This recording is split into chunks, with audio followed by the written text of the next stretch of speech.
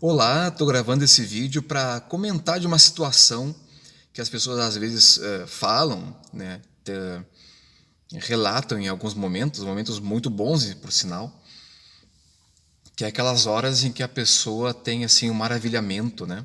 Ela fica numa excitação interior, espiritual em relação a alguma coisa que aconteceu. Eu estava lembrando de um trecho do livro do Dostoiévski que eu comento em alguns vídeos, né? No romance O Idiota. Eu acho que é na primeira ou segunda parte do livro, não lembro exatamente, em que o príncipe Mishkin, que é o personagem principal da obra do Dostoiévski, desta obra, que sofria de epilepsia.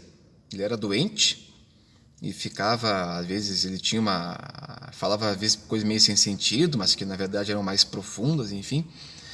E ele estava perambulando ali por São Petersburgo, que é o teatro da obra do Idiota.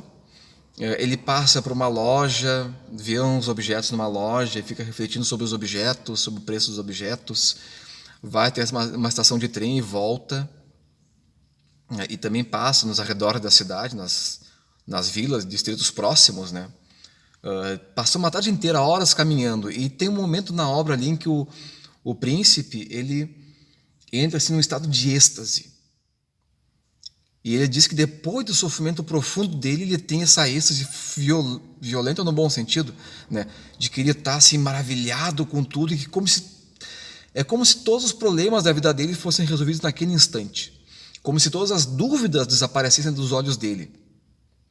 Ele tem uma espécie de êxtase místico, onde todas as coisas são arrebatadas no mesmo momento.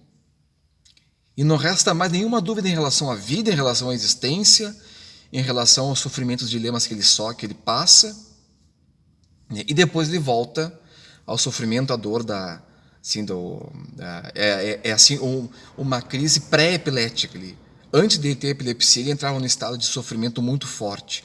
E neste momento ele também tem um maravilhamento que vem do sofrimento, quer dizer, ele oscila muito e tem esse contraste muito, muito claro entre a dor e a paz, entre o sofrimento e a felicidade, entre as trevas e o paraíso, né? Hoje, por sinal, é dia de São Francisco. Eu sei que as pessoas acabam com a imagem do cara. Não, São Francisco é o defensor dos animais, da natureza. Ai, meu Deus do céu. Ok, não há nenhum problema em pensar nisto. Mas São Francisco é muito mais do que isso, mas vai muito além disso. Ele é o santo mais perfeito, um dos mais perfeitos que já pisaram na face da terra. Ele era um cara, falei dos animais, que via um rato de esgoto e ficava maravilhado com a beleza de Deus naquele ratinho podre, fedendo. Ele caminhava com os pés nus na neve. A região de Assis, na Itália, que é uma região central mais elevada, neva no inverno ali. Ele caminhava no gelo de pés descalços. Por quê? Porque ele estava tão cheio de Deus que ele não precisa de Deus. Quer dizer, ele via em cada detalhe, em cada coisa, estava tão cheio de Deus que não precisa de mais nada. Ele via em cada detalhe, cada coisa, Deus em tudo. Então ele estava sempre cheio. É a imagem do pobre, né? Ele é um cara que esvaziou-se de si mesmo. É o pobre que fala a Bíblia. Cheio do Espírito Santo, de Deus, enfim. E ele olhava, uma forma dele rezar e de fazer as orações era olhar para uma janela, num quarto vazio, e olhava a paisagem. Então ele tinha perspectiva de toda a existência através de uma janela e via Deus naquilo lá.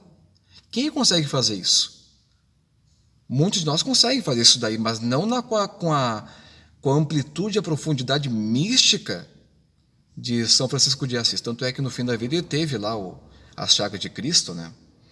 E reduzem o cara assim a... Todo mundo lembra dele como defensor dos animais. Ah, cara, assim, é como tu pegar, sei lá, um aeroporto e reduzir o aeroporto a uma pecinha de Lego. É isso que estou fazendo com ele. Eu disse, bom, todo mundo tem esse direito, mas ele é muito mais do que isso. Ele não é defensor dos animais, da natureza, ele é um santo. Certo? Ele é o cara que, assim como o Mishkin, na experiência dele, na obra do Dostoiévski, só que assim, ele é o cara que teve isso sei lá quantas vezes. Né? Eu não sei se teve uma aparição de Jesus, mas imagina, teve as chagas. Né? Eu lembro uma vez, há muito tempo atrás, em 2013, eu tive uma conhecida minha lá, que eu não tenho mais contato, que foi morar no Canadá. ficou lá, sei lá quantos meses, alguns anos até. Uma vez ela enviou um e-mail logo no início da viagem para todo o grupo de amigos, inclusive eu, dizendo o seguinte: bah, eu estava na rua caminhando e de repente assim tive aquele momento de felicidade, como se tudo assim fosse tão bom, tão legal, estava tudo tão certo. Não lembro das palavras dela, mas era nesse sentido. Quer dizer, ali ela estava relatando essa experiência que o personagem do Dostoiévski relata no livro, desse maravilhamento, dessa êxtase, que no fundo isto é um aprofundamento da consciência, que na verdade assim é um vislumbre do que é Deus, né? Da totalidade, da onisciência. A gente tem essa sensação de estar tudo resolvido. Em certo sentido isso é verdade, porque afinal de contas tudo fica claro, né? Tudo fica na mão da providência, mas ao mesmo tempo passa alguns segundos e a gente volta para nossa realidade, que era o que São Francisco poucas vezes fazia. Para um cara que andava, falei, né, no gelo, sem precisar de nada, só tinha a roupa do corpo. Quer dizer, o dia que a gente conseguir fazer isso, a gente está no céu já, né? Então boa noite a todos e Deus abençoe.